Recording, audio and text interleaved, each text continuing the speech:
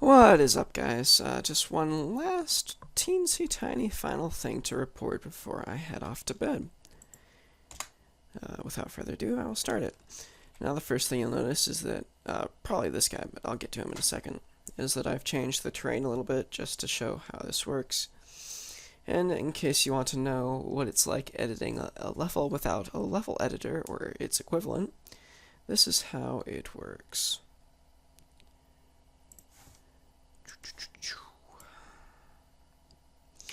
I go into the folder where the level is stored, and then I open it up as a binary file. Now, conveniently enough, the level is actually 32 bytes long, or wide. So that makes it super convenient because you can just edit the level here and it comes out almost exactly like that. So you see all these 0 tiles, which correspond to the platforms. You'll see these 1 tiles, which correspond to sky. That's why there's a giant block of them here. And you'll see these O2 tiles, which represent lava. In fact, I could probably even show you right now what it would be like to change one of those. So let's say I want to be mean and change this platform right here into lava.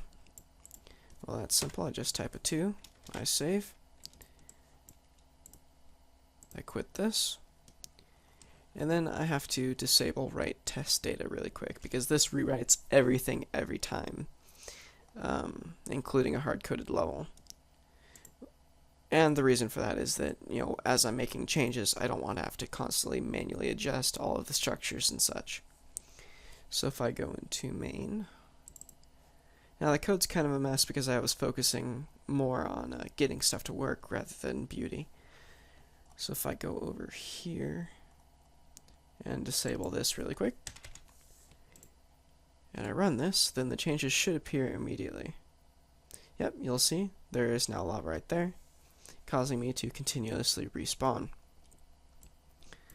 But of course I can move. So the enemy, they're not all that fancy yet. They only have the option of 2 points that they can move between. It does not necessarily have to be linear. He could move from here to here, for example. And if I bump into him, I die. Which, funnily enough, is actually a glitch in my collision detection. Or not, depending on how you look at things. And of course, if I jump on top of him, I'll die the minute that my jump expires. So yeah, that's pretty much it.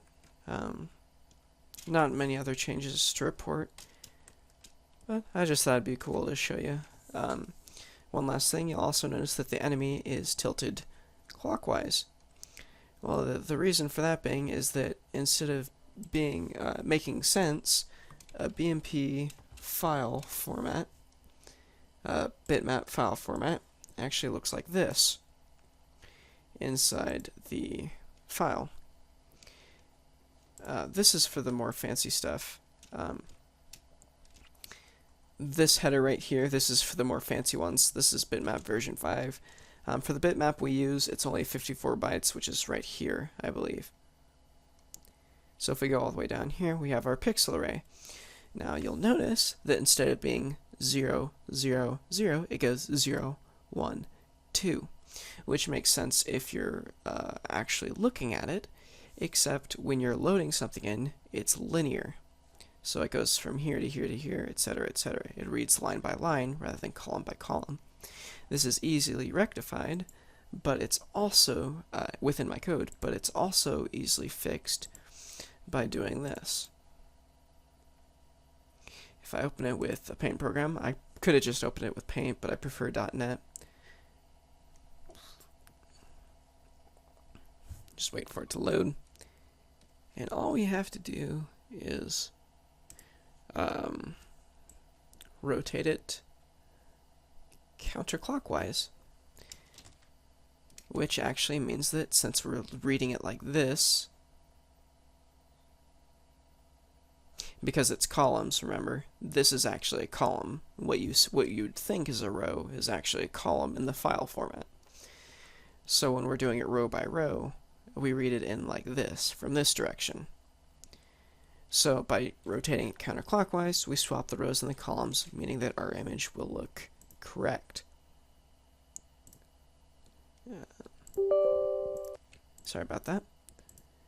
And if I press F5 again, you'll notice that the enemy now looks normal. So yeah, that's actually all I've got to show you. Thanks for watching.